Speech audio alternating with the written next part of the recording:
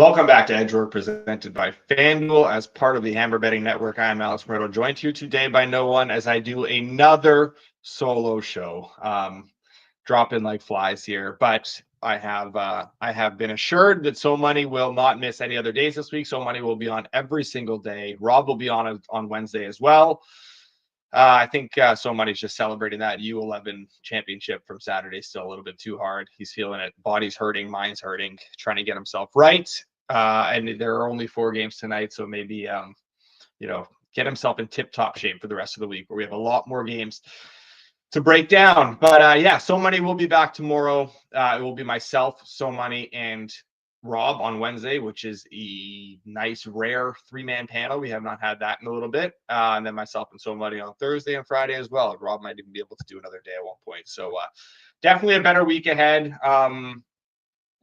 Connor, I can't even explain to you. So Joey Pucks is in Toronto right now.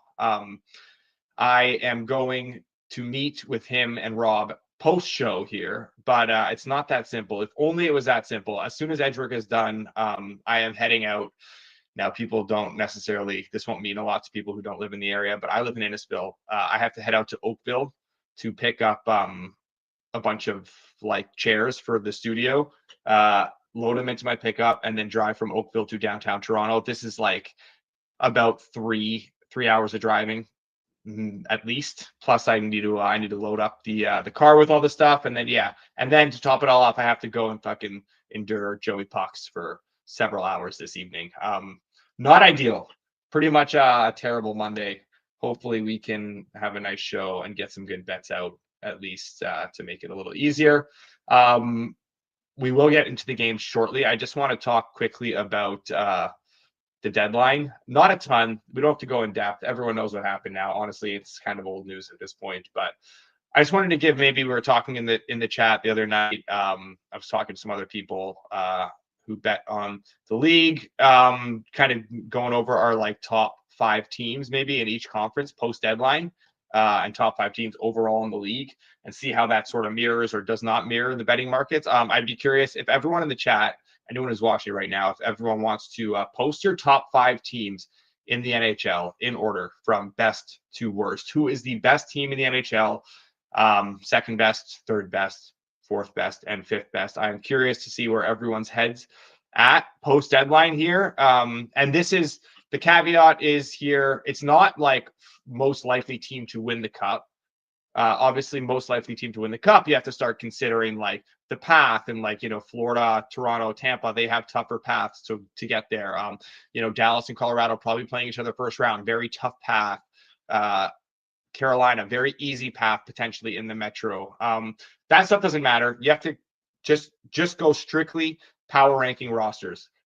First, second, third, fourth, fifth, as if it's just a 1-game situation, and at full health. So assuming for Florida, assuming Tkachuk, assuming Marchand, assuming Heiskanen back for Dallas, all that sort of stuff. Everyone fully healthy.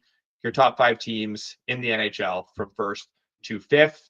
I will do mine here as well. My best team in the NHL right now, by a hair, is Dallas. I think Dallas, just with the edge and goal and a little bit more depth up front, although I do love Florida's depth up front. So I had Dallas as the number 1 team in the NHL post-deadline. Florida as number 2. Edmonton as number 3, which seemed to get pushback from a lot of people that I was talking to. Not a lot of people seem to have Edmonton up there in their top 5 at this point. I think people, maybe a little recency bias, people souring on Edmonton a bit. I do love what they did with Frederick and Wallman at the deadline. I think that was a very underrated, very, very strong deadline. Obviously, Wallman immediate returns on Saturday looked awesome in that Dallas game. They're still the Oilers. They're still McDavid. They're still Connor. They're still one of the toughest teams to beat in the NHL when they're at the top of their game. I don't think it's fair to downgrade them off a small little stretch here. So for me, Dallas, Florida, Edmonton, Colorado 4th, and Tampa 5th. Those are how I have my top 5 teams here. I'm seeing a lot in the chat. I'm going to try and go through these. Brett has Colorado, Dallas, Edmonton, Florida, and Washington. Fair. I will say not a lot of love for Washington when I did this exercise with other people, which maybe maybe people sleeping on the Caps a little bit, but I don't think a single person I spoke to had Washington in their top 5 teams. Edmonton, Dallas, Carolina, Winnipeg, Florida. Does seem like a lot of people are discounting Winnipeg and Carolina as well. Obviously, the Rantanen stuff. I think they got shit on a little bit there when you hear Friedman's report about how that played out. They thought that they were just bluffing, and Rantanen's team called their bluff, said they were willing to negotiate with Carolina. That kind of sucks. Put them in a tough spot. I think they did really well, all things considered, honestly. But yeah, the team is definitely worse off than they were. Charles here. Panthers, Dallas, Vegas, Avs, Bolts. Yeah, hard to disagree with that. We got Mike, Florida, Colorado, Edmonton, Dallas, and Carolina. So Dallas 4th there. I think the lowest we've seen Dallas so far. Yeah. And then Connor has Florida, Dallas, Edmonton, Vegas, and then either Avs or Tampa 5th. It was tough to leave Vegas out of my top 5 as well, but just surprised they didn't take that swing like they always do at the deadline. Nothing, really quiet deadline for them. Riley Smith being the only guy they brought in, pretty underwhelming. Tampa, number 1 from K. I don't hate that because I got some Tampa futures that I would love to see come through. I hope you're right. Tampa, Dallas, Winnipeg, Vegas, and the Avs. So no Florida there in the top 5. And I think that's all of them. I can't see anyone slowing Florida down to the Cup final. We'll see. I mean, it depends what kind of goaltending the Leafs can get. I still really am high on this Tampa team. If Florida wins a division, though, it's going to be hard to see them not making the Cup final, because having that's such a huge advantage to be able to not have to go through that first round war. Not that the first round is going to be easy. It'll probably be like an Ottawa for them. I do think Ottawa's good. I really do like what Ottawa did at the deadline, but Ottawa's not ready yet. And I think Florida will ultimately be able to handle them, and to have the Leafs and Tampa just probably beat up on each other in a 7-game series and then come in a little bit light in that second round. Yeah, winning the division is massive for any of those teams, without a doubt. Don't get it twisted. Edmonton is still one of the top teams. Might not seem so lately. I think so too. I think Edmonton's right there. It's still hard to look at that team and not be like, okay, well, yeah, they're Cup favorites. Skinner, you can be concerned about Skinner. I get the goaltending situation, but that roster is so good. When Ekholm comes back, their decor is going to be nasty. Ekholm, Wallman, Bouchard. I know Bouchard brain fart every once in a while, but he's still obviously overall a very good player. Nurse gets a ton of hate for the contract, and the contract is terrible, and Nurse is not anywhere near what he gets paid, but he is still a good second pairing defenseman, in his own right. Kulak's good. Yeah, they got a lot of depth on that back end now. All of a sudden, that Wallman trade was really awesome. All right. Yeah, just a fun little thing I wanted to do there and see where kind of everyone's heads are at. It's honestly, there's probably I'd say 10 teams that can win the Cup. Florida, Tampa, Toronto, Carolina, Washington are the 5, I would say, out of the East, and then Dallas, Vegas, Winnipeg, Colorado, Edmonton. I feel like I'm missing someone here. Winnipeg, Dallas, Colorado, Vegas, Edmonton. I do think the Kings can. I don't think they ultimately will. They're probably just below that top 9 tier, or top 10 tier.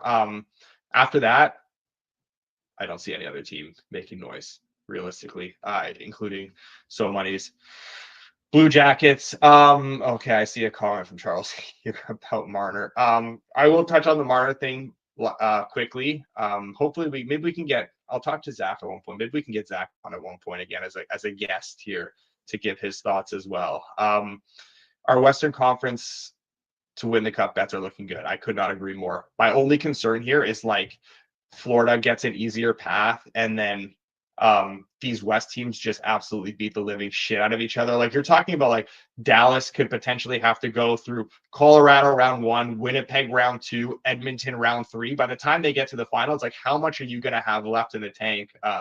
Winning the division is so important. I don't see Dallas being able to catch Winnipeg at this point.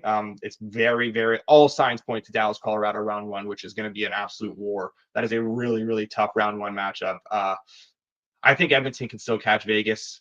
The hope there would be that they can catch Vegas and then play like a Minnesota or something like that in round one, a bit of an easier matchup, and rest, have a little bit more in the tank for round two. But yeah, there's not going to be many easy series in the West. And that is the one thing that concerns me, because whoever comes out of the West and gets to the Cup final is going to be pretty battered by that point. All right, Marner, quickly. Honestly, I don't even know what to say about it. He's made his bed. This is his own issue. He let his agent handle this. I'm sure had plenty of dialogue with his agent that has said, like, yeah, I do want to be in Toronto. I do think there's a part of him, a decent part of him, that's open to playing elsewhere and like getting away from the circus, maybe a bit of a fresh start. Obviously, a lot of people here kind of have their minds made up about him already. A big playoffs could change that for sure, but like there are a lot of people that have soured on him, and maybe barring like a deep playoff run and him being awesome, I think their minds are kind of made up. So to get away from that, I think there's a part of him that wants to do that. Ultimately, though, having a kid soon, he's from here, he co-owns a restaurant here, like his whole family's here. There's so much of his life that is in Toronto because he's been here his whole life, that I do think if given the choice, he definitely wants to stay. But he also wants to maximize what he's making at his next deal. Obviously, playing in a big market like Toronto, the endorsements that come with that, aren't factored into the salary cap or into his salary, but like that is significant as well, and that is something that matters. But like, yeah, Ferris's clients like to go to market. That is what it is. Doesn't mean he can't go to July 1st and still ultimately sign in Toronto a few days later. But I don't think it's going to be for a discount. I think he has too many people in his ear and in his corner that are pushing him to make as much as he can. And he is too much of a bitch to tell them, fuck off. I want to sign for what I want to sign for, and I want to be in Toronto. He's going to listen to his team. He's going to listen to his agent. He's going to listen to his dad. He's going to listen to all those people, and he is going to try and make as much as he can.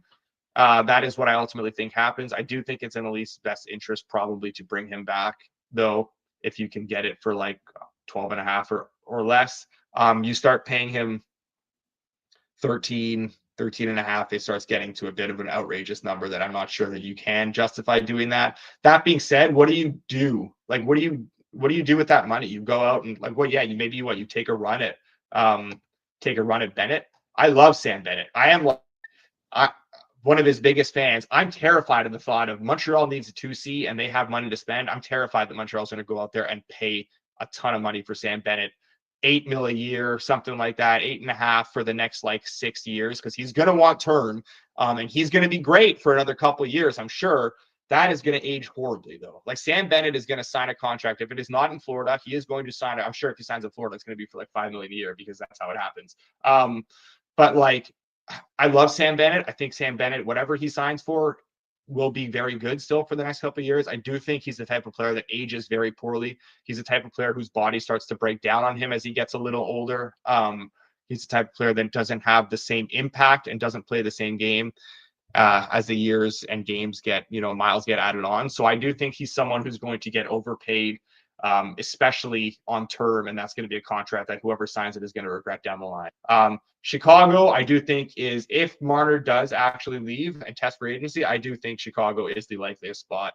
They want to get better. They don't want to be like this, not pathetic team, but they don't want to be this basement team for much longer. They want to give someone to Bedard. They need like someone who can, help turn this around a little bit quicker. I can see them with all the money they have being like, fuck it, we'll throw 14 million at him. Marner gets his wish, he gets his money. He's still playing in a pretty big market. Whether that's in his best interest or not, that's a whole other conversation, because I still don't think that team is going to be competitive for a long time, even with him. But yeah, I can see them throwing a lot of money at him. I think it's tough, because I do think ultimately Marner wants to stay in Toronto, but he has made his bed now where he's like, I don't want to talk about this. I'm not going to, and the fact that he hasn't signed yet is obviously, for me, that's all the evidence I need to know that he's not going to sign before July 1st. Because if he was going to extend it, he would have done it already. You see when Nylander extended, you see when Matthews extended. I think if he was going to, he would have by now. And now you get to a point where like he's going to take this to July 1st. And then once he does, do I think he wants to be in Toronto? Yes. But like he's going to get to July 1st, and there's going to be a lot of teams out there that have some stupid money to spend, like Utah, like Columbus, like Colorado, like Chicago, like Utah and like Chicago, that are going to want to spend that money and that are going to want to make a big splash to get competitive very soon. And I think at that point, once he gets to July 1st, as much as he might want to be in Toronto, it's going to be hard for him to actually stay in Toronto because he's going to see the other offers that are on the table and he's going to see what the Leafs are able to offer. And he's going to have a very tough decision to make. Like, do I want to leave money on the table to sign here? And then how much money am I willing to leave on the table? If the team's offering me 13.5, I don't think he's going to get 14 anywhere, Charles, personally. But if a team like Chicago offers him 13.5, is he willing to take 12.5 to stay in Toronto? Does he need them to get up to 13? Will he then take 13, or will he still want to take that 13.5? I don't know. We'll see. I'm excited to see how this plays out, but I definitely don't think he's signing before July 1st at this point. So, yeah. All right, let's get into the games tonight. We do have a bunch of games to get to. Hopefully, if you guys can all also help me out with goaltending news, because there's some important goaltending confirmations that I'm kind of waiting for, like Edmonton and like Buffalo right now. Twitter was not working for a while, and now it's back on, but it came back on right as we were starting the show, so I haven't really seen anything. If any goalies are confirmed, please do post it in the chat. Before we get into today's games, Puckheads, the NHL playoffs right around the corner, and FanDuel is bringing you the best bets on the ice. Get in the lab when you make your same game parlay by checking out FanDuel's player performance pages that track stats and averages all of your favorite players. Once you know who's cooking, add shots on goal, points, assists, or even goalie saves to your SGP. Miss puck drop, you can still tap in with live same game parlay and period specific player props. Right now, new customers can kick off the season with $150 in bonus bets if your bet wins. Just place any $5 bet and you'll get $150 in bonus bets if your bet wins. Download FanDuel Sportsbook and make every moment more. Please play responsibly. Must be 21 plus and present in select states. Or 18 plus and present in DC, or 19 plus and physically located in Ontario. Bonus issued is non-withdrawable bonus bets, which expire 7 days after receipt. Restrictions apply. See terms at sportsbook.fanduel.com. Gambling problem? Call 1-866-531-2600. Visit connexontario.ca. Call 1-800-GAMBLER or visit fanduel.com/RG. Call 1-888-789-7777 or visit ccpg.org/chat in Connecticut or visit mdgamblinghelp.org in Maryland. Hope is here. Visit gamblinghelplinema.org or call 800-327-5050 for 24/7 support in Massachusetts, or call 1-877-8-HOPE-NY or text HOPE-NY in New York. All right, so let's get to today's games. We got UPL starting. All right. I was kind of hoping we'd get Reimer, and then I'll get to that, but I was hoping we'd get Reimer and then we'd see a flood of Edmonton money. And then we can step in front of that Edmonton money and get a better number on Buffalo. But obviously, that is not going to happen here. So I'll hold off on that for the moment. We will start with that game, though, nonetheless, where the Oilers are minus 192 in Buffalo, Sabres plus 158, total of 6.5, minus 120 to the over, minus 102 to the under. No Reimer is unfortunate, because I think Reimer's ultimately fine. He's been pretty good, honestly, this year, like very just above average, avoiding those terrible games. UPL, I am as big a UPL stan as anyone, but like he's fighting it a bit right now. He's played a lot of hockey. There's definitely some fatigue. He's struggling to hit that ceiling too often. So I do still think he's the better of the two goalies, but I do think the market would have overreacted to Reimer starting and given us a really good Buffalo number. So that's unfortunate. The Sabres are pesky, like, especially at home. This is where I like to back them a bit more, and I think they're kind of live here. They've stepped up in class a few times recently, and they were caved by Tampa, by Florida, by Carolina. It was not pretty, but like all those were on the road. Much different team on home ice, and I think they can really give the Oilers some problems here if the Oilers are not careful. It does seem like Edmonton kind of flipped the switch again. McDavid, either just looked interested or disinterested or tired or injured or whatever it was after the Four Nations, but he looked back to himself on Saturday, scored that insane goal, set up that ridiculous goal for Hyman as well. I don't know if that was just like he elevated because they were playing Dallas, and if is he going to hit that again here on a Monday in Buffalo? Obviously, two very different situations. Team itself, are they going to kind of go through the motions here Monday night in Buffalo? We will see. We know the Oilers at the top of the range are an unbelievable team. It's just they have not been able to necessarily hit that consistently. Don't expect Ekholm to play here tonight either. Still, I think he will still be out, so we still don't get that defense at full strength. Wallman was obviously an incredible ad. It's possible that the shift we saw on Saturday from Edmonton has a lot to do with just inserting a guy like that in the lineup, and that is going to be what we can expect from them again going forward, because defensively they were much, much better. I know the score necessarily didn't reflect that, but they were much better defensively, did not give up a ton.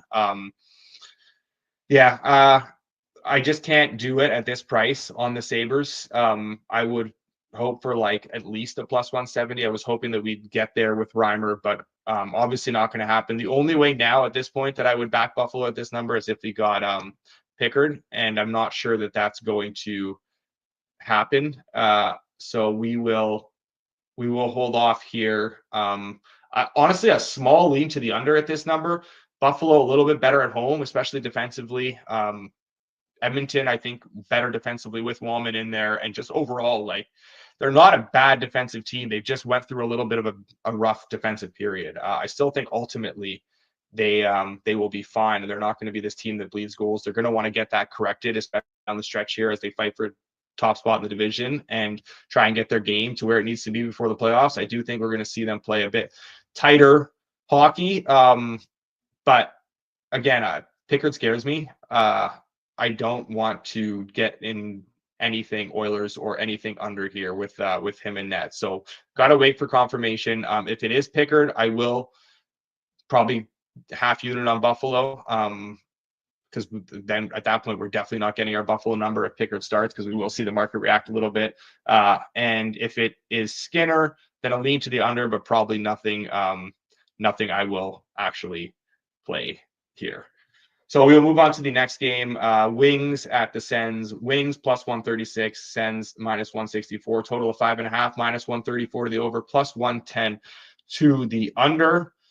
I would be remiss if I didn't start this off by saying fuck the Sens. God, what a deadline they had, though. Zetterlund and Cousins, really, really, really nice moves. I can't believe they got Zetterlund for as cheap as they did. Ostapchuk in a second. I don't know. I saw someone in the comments say that where is it? Someone said something about Greer. Greer had a great deadline.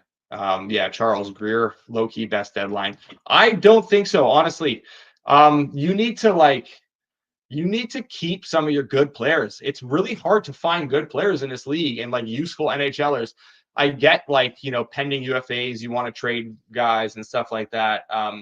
You can't just ship off every single guy who has a pulse on your team and expect to get competitive. Wallman is a really good player. Zetterlund a really good player. You start giving away guys like that for seconds, late firsts. It's not going to accelerate your rebuild as much as you think. You have to hit on those picks first off. Second off, those picks aren't going to be useful for you for another 3 years down the line. By the time those players actually crack the lineup, by the time they're actually, if you do hit on them, good NHLers, you're talking 4 or 5 years down the line. You really slow down your rebuild by giving away everyone. I think they've gone too far with this now. They have a lot of picks already. Did not need to pull the trigger on all the deals that they did, in my opinion. I think they could have held off a little bit more there. But nonetheless, Ottawa gets a really nice player in Zetterlund. And they needed another middle six winger. That was nice. They can bump, Perron down to the third line. I do really like how this Ottawa team is coming together. I think they're just hitting their groove, and I think that they're going to pull away in this wild card race pretty soon. They are, I would say, I think comfortably will finish as the wild card one, and end up playing the winner of the Atlantic. That is my prediction. Obviously, a lot of hockey still left to play, but I think they are definitely a tier above the Blue Jackets and the Wings right now. Even though I really do like this Blue Jackets team too. The only concern I'd have for Ottawa is Ullmark. Obviously he's good, but they're playing him so much. He doesn't look sharp. Can he handle this workload? Durability, obviously a little bit of a concern with him. He's had many injuries in the past, and they keep playing him this much. They're playing with fire, in my opinion. I get that they're in a tight playoff race and like every game is important right now, but you cannot play him as often as they are. He's started every single game since the break now. That's all 6 games. That's too much. Forsberg's fine. He's a good backup. Like, there's no reason that they should be this hesitant to put him in there. I do think that, well, obviously now this being the first of a back-to-back, Ullmark will get a game off here at one point, either tonight or tomorrow. I would expect it to be tomorrow, though, because this is very much a 4-pointer against the Wings. This feels like the season for Detroit. Like, if they cannot get at least a point here, they need. But like, you talk about you losing this one, that's 6 in a row in regulation. If they were to lose in regulation, and at that point they're going to be, I think, 5 points back of Ottawa, and Ottawa will have an extra game remaining.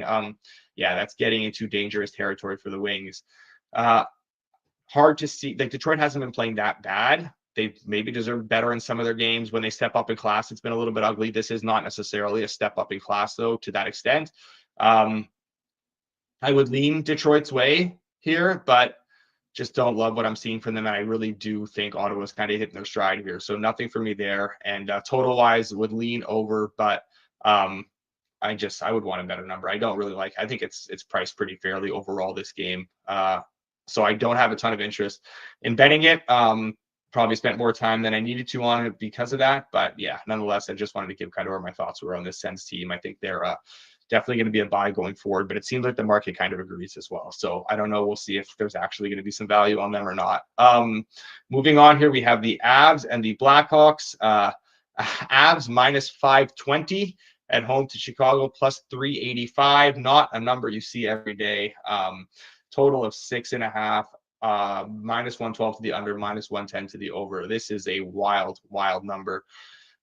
Feels like an FA Cup game. We have like Manchester United against like Plymouth or something like that.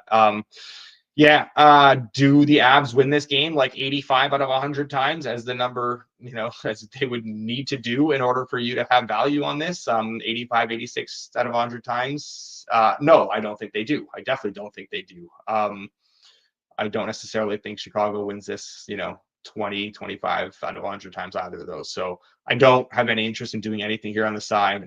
I could never lay this price in an NHL game, such a long season with it's just way too big a number, obviously. But I don't have any interest in stepping in front of Colorado right now. They are playing so well.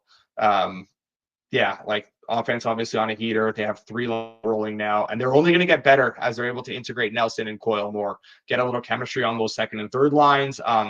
It's going to be really, really scary to see what they are when they're at their peak, which I do not think they are at yet. Even though they're winning a ton right now, substitutions come back.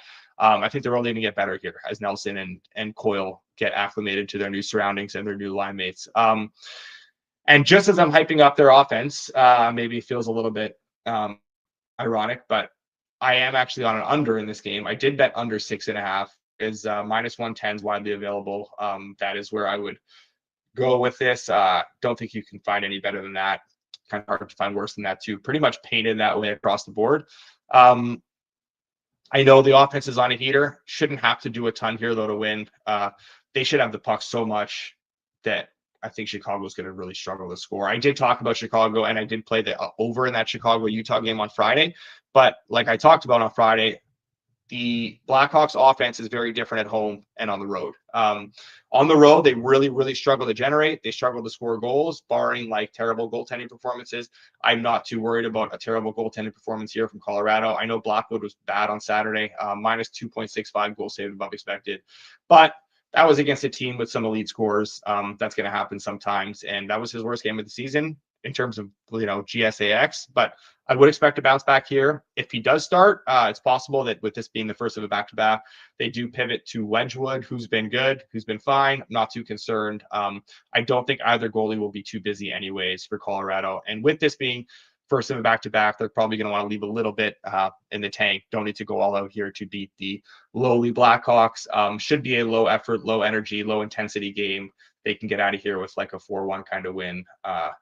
I feel good about this under. I think there's some room to go here on this 6.5. So first bet of the night, under 6.5, Blackhawks and Avalanche. Only one more game to get to. That is the Leafs at Utah. Leafs minus 122 on FanDuel. Utah plus 102, total of 5.5, minus 140 to the over, plus 114 to the under. This is very much a total of 6 basically across the board. Strong lean to the under here for me. Did not bet it. Likely will not bet it. I just think that we haven't been able to rely as much on Toronto's goaltending lately. The regression is starting to hit, and that just scares me a little bit in this matchup because Utah can score. Toronto can definitely score. They do not need to generate all that much offense to score goals. Utah has been better defensively, but like, again, it's kind of been matchup dependent a little bit too. I think Toronto can definitely get theirs here if they're able to get, a decent. Yeah, Zetterlund. I'm sorry, I just saw this comment that threw me off. Zetterlund starting on the 4th line for some reason. I don't really know why that is either. I'm sure he's going to be elevated pretty quickly. Just needs to get acclimated to his new surroundings and stuff like that. But yeah, so lean under in this Toronto Utah game. Did not bet it. What I am going to do here though is bet the Leafs. Very out of character for me, but Utah has taken some money this morning. I was hoping they would take a little more. But nonetheless, we are getting to a point where it's getting a bit too cheap on Toronto. I understand the Leafs have lost, a few in a row. They're not playing their best hockey right now. That San Jose game, they got worked by Vegas and Colorado. But like Vegas and Colorado are so far above where Utah is. And even with Utah playing well, this is just a bit too much market respect for Utah, and I think we're getting a little bit of a low point on Toronto here coming off of those 2 tough losses against 2 elite teams. I do maybe have some concern for the Leafs when they step up like this, but like this is not a step up. I think they've proven all year that they can handle teams like Utah. They can win these games with either goaltending or just outscoring them, whatever they need to do. They are less prone to these, breakdown, fall apart kind of games against teams like Utah. I think this is just too cheap now on them now that the Utah money's come in. Whether more Utah money comes in or not, we'll see. I don't think so, though. I think this is probably as cheap as we'll see on the Leafs at any point here, so I'm comfortable jumping in now. Also would expect a little bit better from Carlo and Lawton as they get out. Again, like it takes time for guys to get acclimated to the new surroundings. Like you're not going to have instant, immediate impact for guys in new faces, guys who haven't even been able to practice with their teams, whatever, since the trade deadline. Like it takes a little bit of time. Second game now, they've got to skate in with their new line mates and D partners. I think it will only get better. Matthews' revenge game for taking a team out of his home state. Yeah, there you go. Matthews wins one for Arizona, for his Arizona people. But yeah, I think just a little bit too cheap on the Leafs here. So Leafs and then the under in Chicago, Colorado, under 6.5. Those are the only 2 bets for tonight. Not going to end up with anything, it doesn't seem like, on this Edmonton Buffalo game because I don't think we're going to get any goaltending confirmation while we're on air here. That plus 107 with Skinner, though, on the under 6.5 would be nice. I just need to see if Skinner is starting or not. Yeah, if it is Skinner, I don't know if I don't know if anyone in the chat can say if I miss anything. I'm just going to do a quick scan here. But if it's Skinner, I will end up betting that under. Doesn't look like we have anything confirmed yet, though. So I am a little concerned that they go to Pickard here because they have not started Skinner more than 2 games in a row in a while. They've been very hesitant to do that. They've been very much split in the crease, lightening his load. Skinner coming off back-to-back wins, and they're off till Thursday, though. Gives me a little bit of hope that they will go Skinner here. But it's also Buffalo. So it's one of those where I need to wait for confirmation because I do not want to end up on an under 6.5 with Pickard because that game can get blown open pretty easily. So just the 2 bets for tonight. We have the Leafs minus, I'm not sure what we locked in exactly here, minus 114. And then Chicago, Colorado, under 6.5, minus 110. All right. We can throw together a anytime goal parlay. People in the chat want to send some names out there. I see Brian has sent already a bunch of names, which I love that. He's sent 4, 1 from each game, which is perfect. If anyone else wants to start sending some, well, Jordan mentioned Cousins on power play 1. Maybe have to throw him in there as well. Get his first Ottawa goal tonight.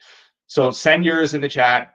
Before that, we do have a no goal parlay that I threw together that we can get in here first while you guys are sending your anytime goal parlay. The no goal parlay tonight is Ryan Nugent-Hopkins, no goal. Ryan Donato, no goal. And the third one I threw in there was Logan Cooley. Logan Cooley, no goal. So Cooley, Donato, and Nugent-Hopkins, that is the no goal parlay. That is plus 102 right now on FanDuel. For an anytime goal parlay, we will start with, okay, here we go. Let's go into, Nichushkin is on fire right now. My God, he is. We will start with, we'll add Nichushkin in there for sure. We'll get Cousins in there as well. So Nichushkin plus 155 on FanDuel. I'm down. Consensus there from Sam as well. Kokchushkin, 155. Yeah, fair enough. Do we throw a Tavares in there? We need one from that late game. Tavares, 230. I'm down for Tavares, 230. So let's go to Nichushkin, Tavares.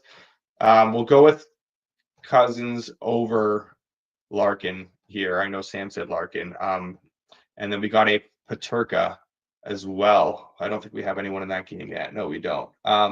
So Peterka plus 240. I like that. One from each game. Peterka from Edmonton, Buffalo. Cousins from Ottawa, Detroit. Nichushkin from Colorado, Chicago, and Tavares from the Toronto, Utah game. That is 4 legs, 119 to 1. All right. I love it. Let's do it.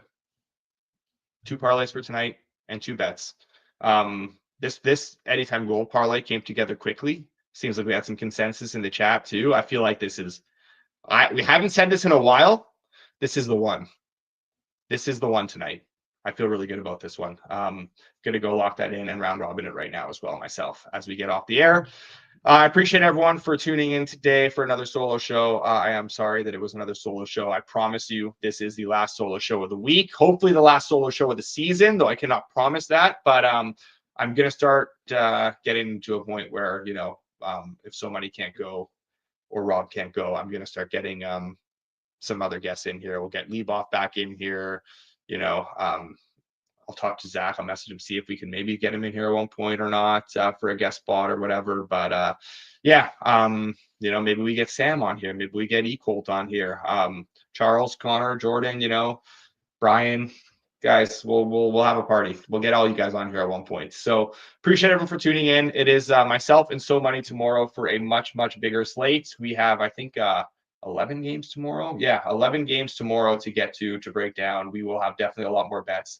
Hopefully coming back a lot richer as we hit this anytime goal parlay and no goal parlay and go 2-0 in straights. If anyone is around in the city today, I will be down by the office with Joey Pucks and Rob. Guys can come by. We will talk some puck. All right. Appreciate everyone for tuning in.